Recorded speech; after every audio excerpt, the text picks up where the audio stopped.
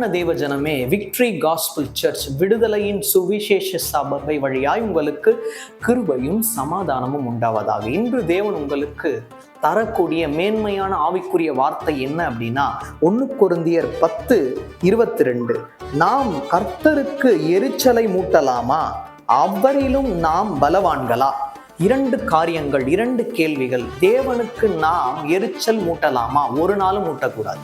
அப்ப தேவனுக்கு எது எரிச்சலான காரியங்களோ அதை நம்மளோட வாழ்க்கையிலிருந்து தள்ளி வைத்து நாம் வாழ்வது தேவனுக்கு பிரியமானதா இருக்கும். அதை ஏற்றுக்கொண்டு வாழ்ந்தால் அதுவே தேவனுக்கு எரிச்சல் மூட்டக்கூடிய காரியமாக இருக்கும்.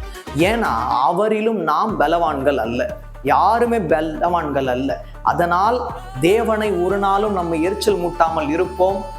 அவரே பலவான் என்ற எண்ணம் கொண்டு வாழ்வோம். தேவன் நம்மளோட வாழ்க்கையில் மேன்மையான காரியங்களை செய்து நம்மை மென்மேலும் ஆசீர்வதிப்பாராக. ஆமென்.